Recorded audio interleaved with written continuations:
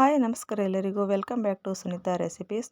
ಇವತ್ತು ನಾವು ಮದುವೆ ಮನೆಗಳಲ್ಲಿ ಫಂಕ್ಷನ್ಗಳಲ್ಲಿ ಯಾವ ರೀತಿ ಶಾವಿಗೆ ಪಾಯಸ ಮಾಡ್ತಾರೆ ನೋಡಿ. ಇಡೀ ದಿನ ಇಟ್ಟರೂ ಗಟ್ಟಿ ಆಗಲ್ಲ ಆ ಶಾವಿಗೆ ಪಾಯಸ. ಅದೇ ರೀತಿ ನಾನು ಮಾಡಿ ತೋರಿಸ್ತಾ ಇದ್ದೀನಿ. ಕೆಲವೊಂದು ಟಿಪ್ಸ್ನ ಹೇಳ್ತಾ ಇದ್ದೀನಿ. ವಿಡಿಯೋನ ಪೂರ್ತಿಯಾಗಿ ನೋಡಿ. ವಿಡಿಯೋ ಇಷ್ಟ ಆದರೆ ಲೈಕ್ ಮಾಡಿ, ಶೇರ್ ಮಾಡಿ. ಹಾಗೆ ಇನ್ನೂ ಯಾರು ನಮ್ಮ ಚಾನಲ್ನ ಸಬ್ಸ್ಕ್ರೈಬ್ ಆಗಿಲ್ಲ ಅಂದರೆ ಇವಾಗಲೇ ಸಬ್ಸ್ಕ್ರೈಬ್ ಆಗಿ ವಿಡಿಯೋನ ಫುಲ್ ನೋಡಿ. ಬನ್ನಿ ಇವತ್ತು ಹೆಂಗೆ ಮಾಡೋದಂತ ನೋಡ್ಕೊಂಬರೋಣ. ನೋಡಿ, ಫಸ್ಟಿಗೆ ಸ್ಟವ್ನ ಆನ್ ಮಾಡ್ಕೊಳ್ಳಿ. ಅದಕ್ಕೆ ಒಂದು ಪಾತ್ರೆನ ಇಟ್ಟಿದ್ದೀನಿ.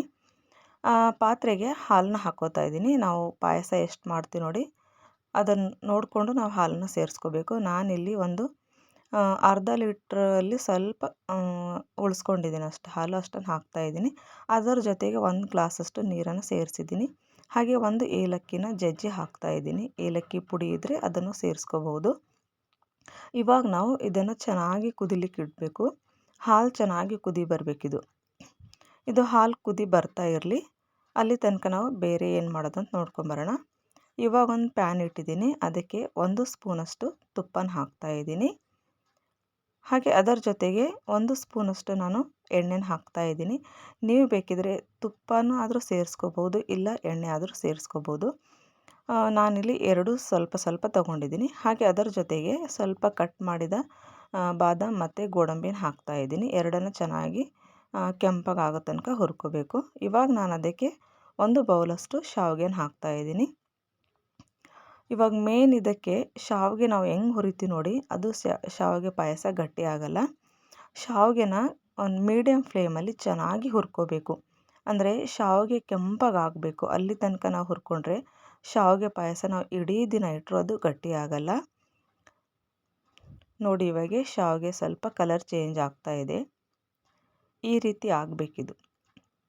ಇವಾಗ ನಾನು ಇದಕ್ಕೆ ಸ್ವಲ್ಪ ದ್ರಾಕ್ಷಿನ ಹಾಕ್ತಾಯಿದ್ದೀನಿ.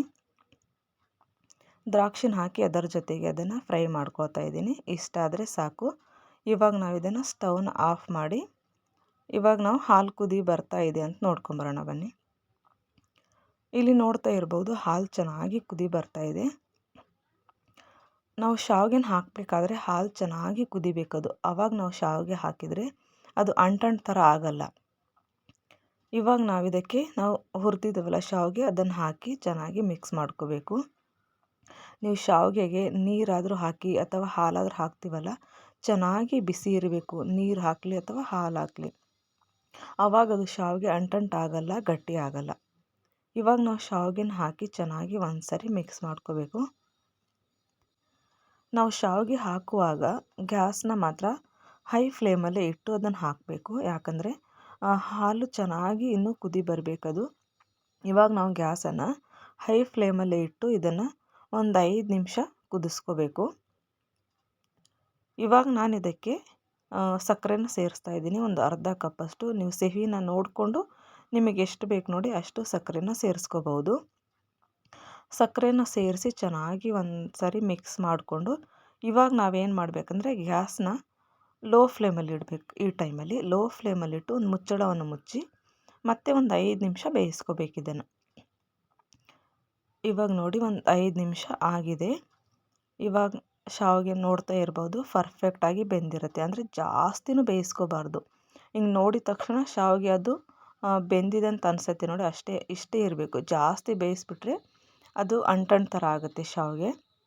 ಆಮೇಲೆ ಹಾಲು ಬಿಸಿ ಇರುತ್ತಲ್ಲ, ಅದರಲ್ಲಿ ಇನ್ನೂ ಅರ್ಧ ಬೆಂದು ಶಾವಿಗೆ ಪಾಯಸ ಗಟ್ಟಿಯಾಗೋ ಚಾನ್ಸಸ್ ಇರುತ್ತೆ. ಇಷ್ಟ ಆದಾಗ ನಾವು ಇದನ್ನು ಗ್ಯಾಸ್ನ ಆಫ್ ಮಾಡಿಕೊಂಡು ಶಾವಿಗೆ ಪಾಯಸನ ಸರ್ವ್ ಮಾಡ್ಕೋಬಹುದು. ಇಲ್ಲಿ ನೋಡ್ತಾ ಇರ್ಬೋದು, ಶಾವಿಗೆ ಪಾಯಸ ರೆಡಿಯಾಗಿದೆ. ಇವತ್ತಿನ ಈ ರೆಸಿಪಿ ನಿಮಗೆ ಇಷ್ಟ ಆದರೆ ನಮ್ಮ ಚಾನಲ್ನ ಸಬ್ಸ್ಕ್ರೈಬ್ ಮಾಡ್ಕೊಂಡು ನೋಡಿ. ಹಾಗೆ ಇನ್ನೂ ಒಳ್ಳೆ ರೆಸಿಪಿಯೊಂದಿಗೆ ಮತ್ತೆ ಸಿಗೋಣ. ಎಲ್ಲರಿಗೂ ಟೇಕ್ ಕೇರ್. ಬಾಯ್ ಬಾಯ್.